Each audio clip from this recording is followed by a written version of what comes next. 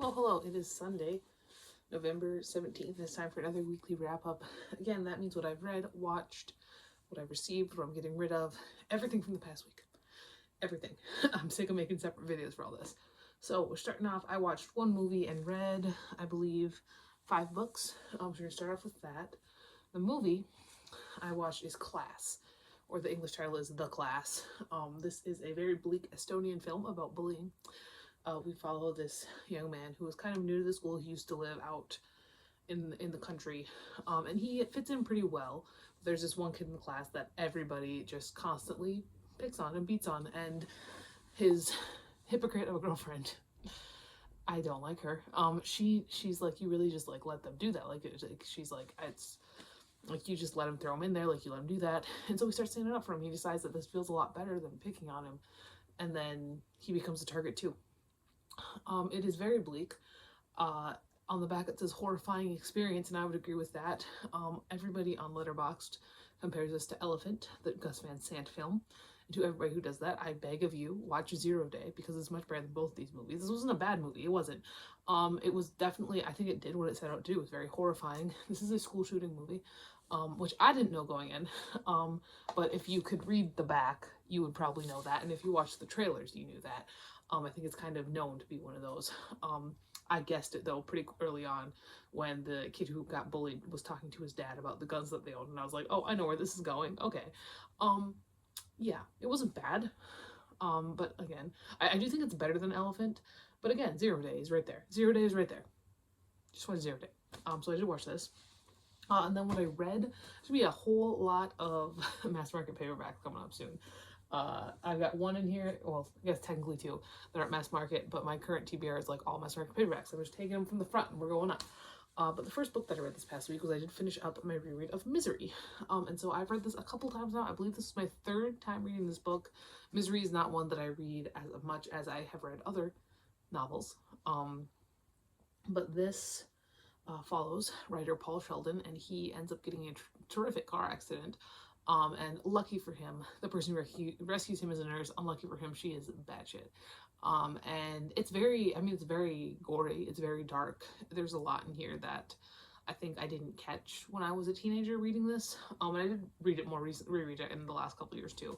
But at that point, I was like writing assignments for it, so it was like less. I was less just like in the story. But no, this is definitely very, very gross. And something has been happening recently that's kind of been horrifying me a little bit is that I feel like I'm losing my stomach for gore, which is so weird to me. I don't know, maybe I'm just becoming a better reader, so I can picture it more easily. And I'm like, ew, because this has happened again in a later book in this stack. But no, it was very good. It's a very good book. It's one of the classics for a reason. I give it 5 out of 5 stars. Right, then I read a manga that I really, really enjoyed. That's the first volume of Go Go Go Go Go Go Ghost by Miyako Hirozuka. This is about this woman who her life is pretty bad.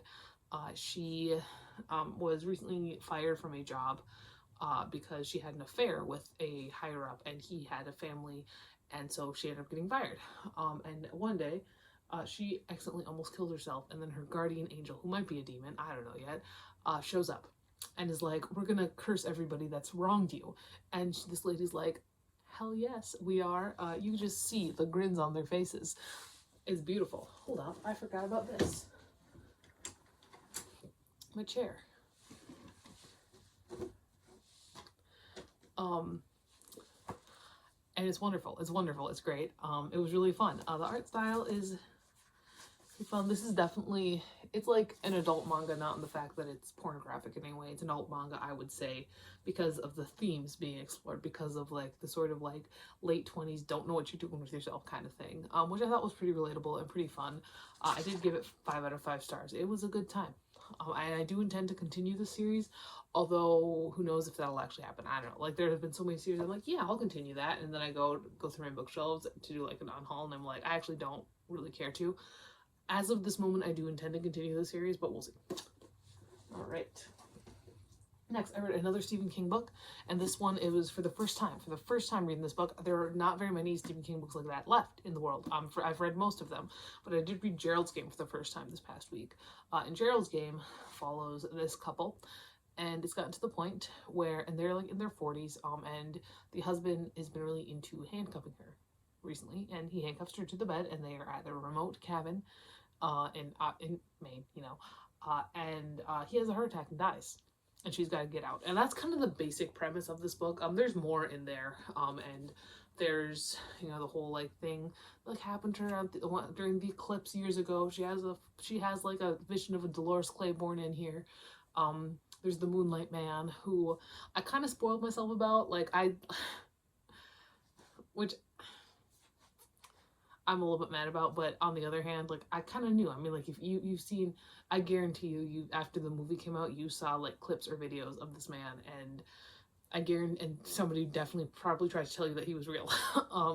But no, it's a really good book. It honestly is. I think that this is the third in the Abused Wife trilogy, I believe they are referred to. This is the third in the Abused Wife trilogy, and it is. I do think that Rose Madder remains my favorite, but then again, Rose Madder is definitely the most fantastical of the three. Dolores Claiborne and Gerald's Game are both very stark and realistic, in a lot of ways. But Rose Madder is just so fun. I like the main character the most out of those ones. Jessie was a really fun main character though. I really enjoyed her. The degloving was a lot. That's what I was talking about. I was talking about, like, I feel like I've lost my stomach, but maybe just the way that Stephen King writes it is in a way that, like, I don't know, like, I've been reading Stephen King for literally 15 years now. Like, it's legitimately been 15 years. I don't know why now. I'm just like, oh, gross. I don't know. Very good. It's a very good book. This is not an edition I'm keeping on my shelves because I only keep hardcovers for Stephen King, but I know I do have a hardcover in the book wall, so eventually I'll reread it and it will be on my shelf, and it's gonna be a good time. 5 out of 5 stars. All right, then I read something on my Kindle. And it was definitely the worst book of the week. And that is a novella, Next Exit by Buck Carr. This is about this, like, serial killer guy, or, like, this little, like, community where, like, they kill people who show up who aren't, like, invited, which I think is a really bad way to support your local economy. It was kind of typical of your general extreme horror novella. It wasn't super extreme. I will say that it's not super extreme, but it has all the markings of it, without the depravity. So I don't know, I gave it like 2 out of 5 stars, maybe 3. I think it was 3. I gave it 3 out of 5 stars. It was fine. There wasn't like technically anything wrong with it. It just like wasn't like very good. All right. Then yesterday, speaking of extreme horror, except for we're gonna call this man Splatterpunk because he's got a heart. I read Blood Games by Richard Lehman. Oh, jeez. Honestly, this one might be up there as one of my favorites. It didn't beat out In the Dark. In the Dark is my favorite. But let's talk about this. Blood Games follows this group of women. There are 5 of them. And when they were in college, they started this thing where they just started, like, taking revenge on people. And they're very, like, brash and bold. And Finley is... Honestly, Finley is, like, my new fictional crush, I think. I don't know. I really liked her. But then once they graduated college, they're like, we got to keep this going. So what they ended up doing is that once a year, they'll take a week. They'll take a week from their husbands, from their jobs, whatever they're doing, and they will go on a trip together and do what they want. And this year, they decided to go to this haunted lodge that was the site of a mass murder. And naturally, things go wrong. Oh my gosh. This was just so fun. There were like a lot of like flashbacks to what they'd done previously, like what they did in college and what they did in the other trips. And honestly, this was like genuinely pornographic at times. Just in the way that Lehman writes is genuinely pornographic at times. Like, this was published in '92. He was really hitting his stride about here. There's none of like the clunkiness of like that you see sometimes, like The Woods Are Dark. But there's none of the, like, the there's self-referential, I would talk about that, but there's none of the like self-awareness that you see in Night and Lonesome October. So we're right in the middle there. We're right in his sweet spot. It was like the funniest thing, and I don't know how many other people have caught this, which makes me feel special and good about myself. So at one point they're talking about because Finley wants to make movies. That's how they became friends, because she was taking naked videos of them in the shower. But let's talk about this. So they're talking about how they are in contact with this writer for one of his stories, and his story is in the Book of the Dead. And as soon as I read that, I was like, hold on. And then I went over, because I knew that Richard Lehman had a story in the Book of the Dead. And the Book of the Dead is honestly one of the most fun, like, short story collections I've ever read in my entire life. So this is the Book of the Dead. And they were talking to the author of the story Mess Hall. And I'm like, wait a minute, was Richard Lehman's story Mess Hall?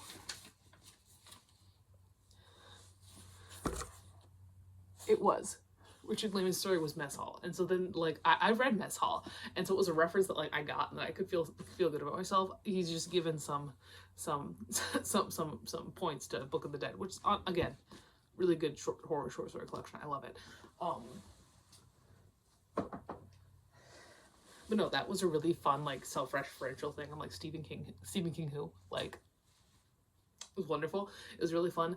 Lehman's not for everybody. Like I said, he's genuinely pornographic at times, and even though these are, like, the main characters are 5 women, like, Gerald's Game, the main character is a woman, and you do see a lot of, like